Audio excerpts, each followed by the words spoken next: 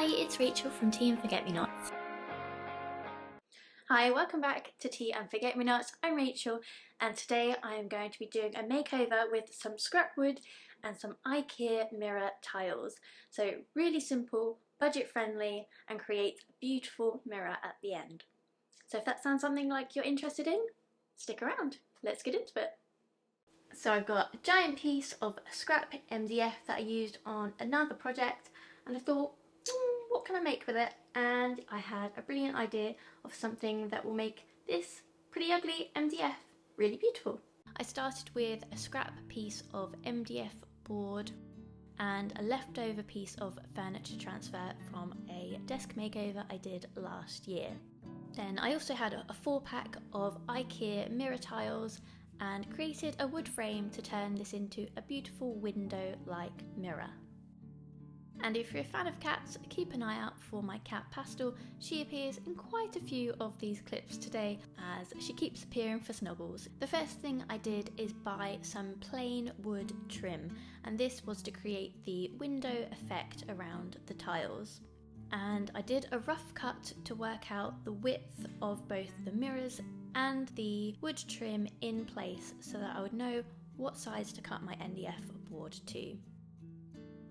I wanted to create this window grid pattern, so I had 2 long pieces of wood trim along the edges of the panels, and then 3 shorter pieces at the top and bottom and middle, and then 2 small pieces slotting in across the horizontal in the middle. Once I had that worked out, I used a jigsaw to cut along the edges and didn't have to take much off to get to the right size. It's important to clamp the MDF or the wood piece in place before you use something like a jigsaw, just so it doesn't wobble all over the place and create a completely wonky line.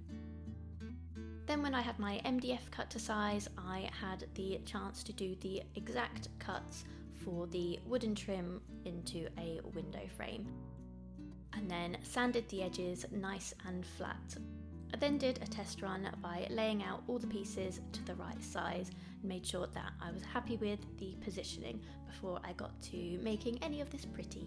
My plan was to paint the wooden trim and MDF the same colour so that it all matched and looked like it was part of one piece. I chose a dark green called Collard Greens, which is a chalk paint. As I was putting it on, I realised it was one of those really interesting colours that depending on the light can look completely different. So to me it was going on looking brown, which wasn't the look that I was going for because I was going to add beautiful floral transfer and was hoping to have more of a nature looking green rather than a brown. It's a great idea when you're painting several sides of something at the same time to have it on a furniture mover.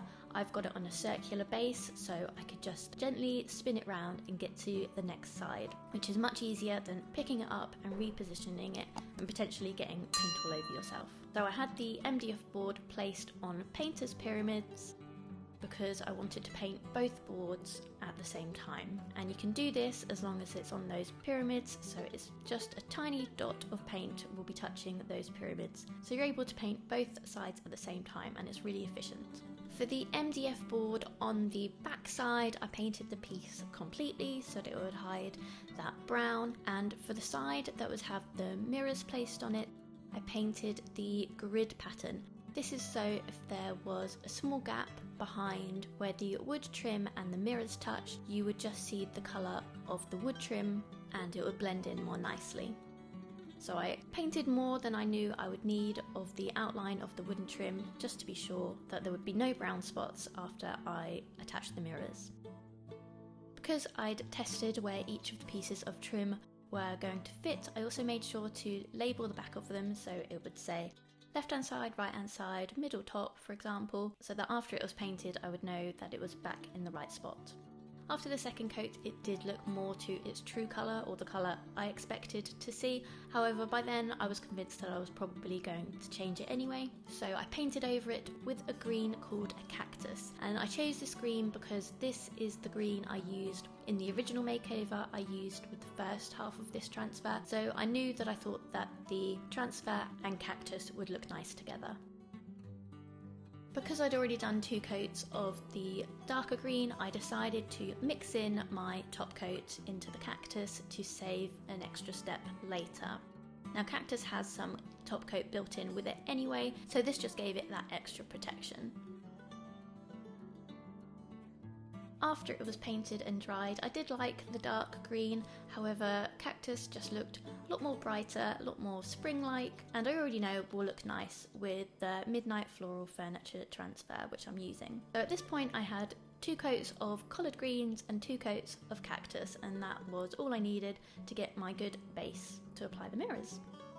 Now of course I had furniture transfer to apply, but I wanted to put that on a clean mirror so I wasn't having to clean too much after the transfer was on, and I found the best way to clean a mirror so it's smudge free is to use a microfiber cloth and dust in one direction and then the other direction, and that is a good way of getting rid of any smudges or dust.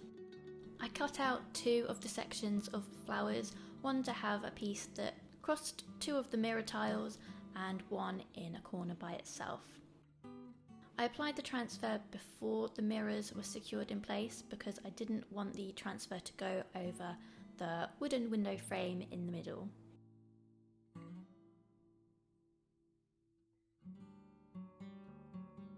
Most transfers come with a wooden ruler tool to apply it and rub it down onto the surface, but for this one I used a felt edged squeegee, which is essentially just a more gentle way of applying the transfer so it was less likely to scratch the mirror surface, and it didn't scratch the surface at all, so it was a good choice. And this might be your first time spotting Pastel my cat sitting on my lap, so I had to do this part of the transfer one-handed, which was okay for a few minutes. The transfer applied really smoothly, and I really love the rich reds, golds and greens within this transfer. It's so pretty. I've seen some people apply this over the top of black and it gives a really moody, dramatic look, so that might be what I'll do with the final bits that I have left of the transfer. That is something I love about transfers. There are so many pieces to it that you can do over a lot of different projects. So I had my transfer attached, I had my wood trim and MDF base all painted and looking nice. As you'll see, Pastel appeared again because she wanted to play with my tape measure. So I had one more thing to do before I assembled the mirror. I bought a Z bar or French cleat as my way of attaching the mirror to the wall, which is a really sturdy attachment. Essentially you have half attached to the mirror, half attached to the wall, and they lock together. Even though this mirror is only about 65 centimeters or 25 inches, it is still quite heavy, so this is a really sturdy attachment. Once they were secured and against the straight line that I had drawn, I removed it so that I would be able to attach the mirrors on the other side without any wobble because of the Z-bar on the back. I started by applying some pieces of the wood trim and then slotting the mirrors back in to ensure that it was all square. I used Gorilla Wood Glue for the wooden trim and then some painter's tape to press it down onto the MDF base while it dried. Painter's tape is the perfect choice for a freshly painted surface because it's not very likely to pull up that fresh paint. I chose some dedicated mirror adhesive, and this is really great because if the mirror breaks for any reason, it actually stays in place where it is. So it might still shatter, but it won't fall out, which I think is always the scary thing when a mirror or glass breaks, that it gets on the floor.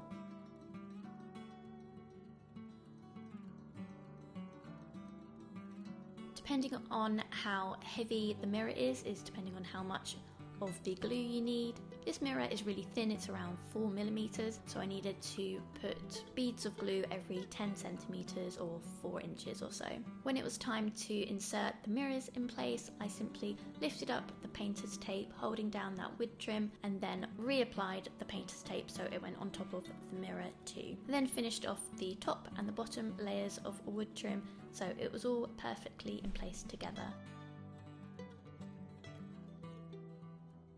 Covered this with a blanket and some heavy objects to keep some gentle pressure on it so that it would dry firmly against the MDF base overnight. It's always a bit scary the next day when you have to test whether or not the glue has worked, but it did and it was all fine, so then I could attach it to the wall. And this mirror is going in my small guest bedroom to make it feel a little bit bigger near the window. The first thing I did was measure where the middle of my bookcase was and align that with the middle of the Z bar. I used some wall plugs and again attached the Z bar to the wall with some screws. I'm really happy with how this simple mirror turned out. The supplies are all accessible for most of us. A lot of people have access to IKEA, but there are other square mirror tiles that you could use instead. I really love this little statement mirror. I'm so happy to have it in my room, and I think it will make the guest room look a lot more special and inviting. And of course, Pastel came back to visit to inspect the work that she'd been overseeing all week. I'm gonna say she was happy with the results. Thank you so much for watching today's mirror makeover. It was so much fun and really simple to do, so if that's something you think you might want to try for yourself, if you have any questions or comments, just leave them below for me and I'll get back to you. Thanks so much for watching from myself and from Pastel. Until next time, bye.